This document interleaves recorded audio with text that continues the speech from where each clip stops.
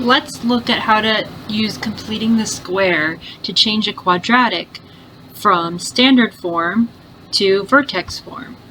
This has standard form because you see the a in front of the x squared, the b in front of the x, and then the c, the constant. So to change, start by substituting the y for 0. This just makes it a little bit easier to look at while you're doing the work. Then go ahead and move the constant over. So here we'd add 4 to both sides.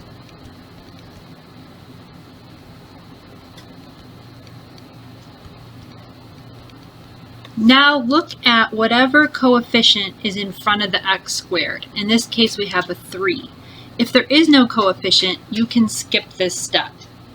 So we're going to divide everything by 3. The difference is that normally in completing the square, we could divide the 4 and the 3x squared and the 2x all by 3. But changing to vertex form, we do it a little bit differently.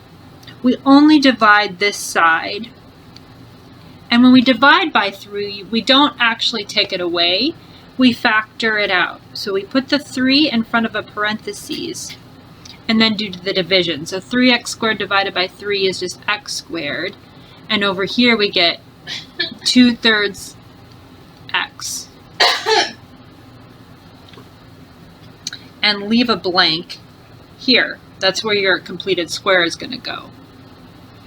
Okay, now anytime I do completing the square, I always tell students to write down these 3 things. The b, which is the thing in front of the x here, that's the b. So the first thing you want to write down is the b. So that's 2/3.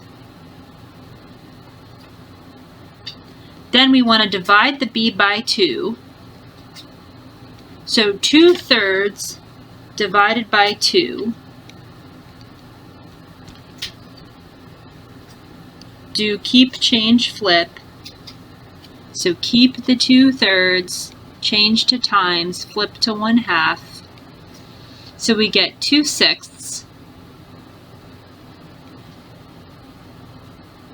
which can be reduced to 1/3.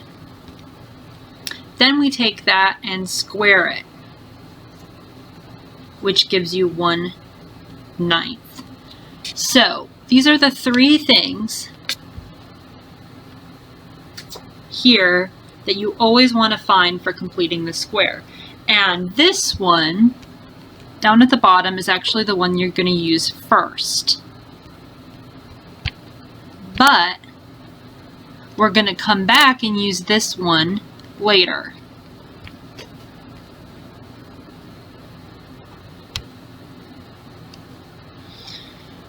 So that first one goes in our blank inside the parentheses. Okay, now this is a number that was not in the equation to begin with. We just stuck something in there. So we have to keep it balanced on the left-hand side. If we didn't have the 3 in front, we would notice that we were just adding 1/9, so we would go over and add 1/9 to the 4 as well. But really what's going on, this is the tricky part, is the 1/9 is getting times by the 3. So we're not just adding 1/9, we're actually adding 3 1/9. If we think about 3 times 1/9, that turns out to be 1/3. So we're not just adding 1/9 to the right-hand side, we're adding 1/3. So to keep it balanced, we have to add 1/3 to the 4 over here, because we just stuck in that 1/3 by putting in the 1/9 inside the parentheses over on the right. So we have to keep it balanced by doing the same thing on the left. If there was no 3 in front of the parentheses, it would be a lot easier. Whatever you stuck in as your square, you automatically just add to the left-hand side too. But if you had factored a number out in front, you have to be careful of that extra tricky step. So if we find a common denominator, 12/3 is what the 4 turns into, plus 1/3. We're going to end up with 13/3 over on the left. Now on the right, here is where you're going to come back. If you go up to your box of your 3 things, that thing that I said you were going to use later, the 1/3, this is where you're going to use it. To make your perfect square, you just take x, and since it was a positive 1/3, we put plus 1/3 quantity squared. In other completing square problems, this is where you would start solving it by dividing both sides by the 3 and then taking the square root and then subtracting the 1/3. But we don't need to do that because we're just putting it in vertex form. So we take the 13/3 on the left and we move it back over to the right because our goal is to get it back equal to 0 so we can swap the y back in. So I'm going to minus the 13/3 minus 13/3 and tack it on the end there.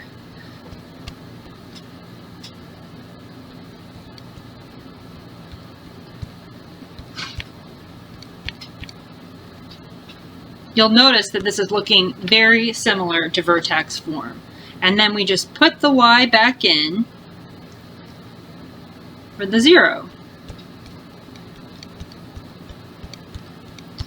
This problem has all the steps you might need. You might not need to do any of these steps. There's some you might be able to skip, like taking out the 3, stuff like that. But in this example, we have all of the steps. If you need to find the vertex from here, remember that the rule is opposite, same in terms of the signs. So our vertex